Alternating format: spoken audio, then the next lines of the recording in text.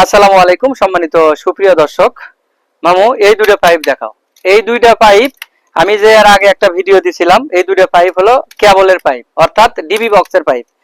DB box এই যে দেখেন, এখানে আমি কিন্তু লং এলবো লাইগে এই যে ভীমের ভেতরে সুন্দর করে ইনস্টল করছি। ইনস্টল করার পর দুইটাই কিন্তু ইনস্টল করছি লং এলবোর সাথে ইনস্টল করে আমি কিন্তু এমডিবি বক্স অর্থাৎ ডিবি বক্স থেকে আমি এই দুইটা পাইপ এমডিবি বক্সে কিন্তু নিয়ে যাইতেছি। দেখতে পাচ্ছেন, এই যে দেখেন এদিক দিয়ে যদি একটু সোজা আপনাদেরকে একটু দেখাই, আমি এই যে দেখেন আমি কিন্তু ভীমের নিচ দিয়ে কিন্তু নিয়ে আসছি এখানে।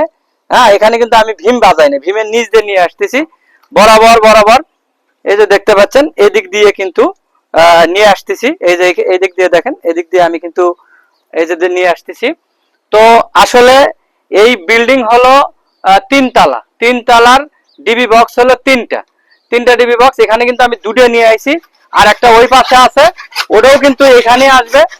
আর এখানে দেখতে পাচ্ছেন ওই যে 2 ইঞ্চি যে পাইপটা দেখতে পাচ্ছেন, ওটা হলো কেবলের পাইপ।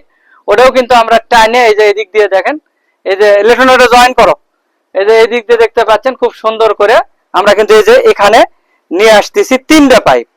তো আমরা ওখানে আসলে হলো এসডিবি বক্স থেকে আমরা এমডিবি বক্সে নিয়ে আসলাম, অর্থাৎ বাইরে অবধি পর্যন্ত নিয়ে আসলাম।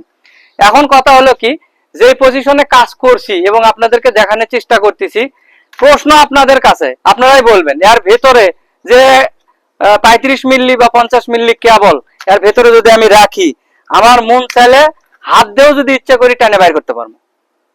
আর যদি আপনি ফ্লেক্সিবল ইউজ করেন, সেই ক্ষেত্রে কিন্তু যদি মাটির নিচে পড়ে থাকে, কিন্তু আপনি কিন্তু ফ্লেক্সিবলের ভেতর থেকে গাড়ি দিয়ে টানেও আপনি কেবল বাই করতে পারবেন না। তো আসলে আমাদের কাজগুলো কেমন হলো এবং কতটুকু যুক্তিসঙ্গত, সবার কাছে আমার প্রশ্ন, অবশ্যই কমেন্ট বক্সে জানিয়ে যাবেন। ভালো থাকবেন, সুস্থ থাকবেন, দেখা হবে আবার কোন নতুন ভিডিওতে। আসসালামু আলাইকুম।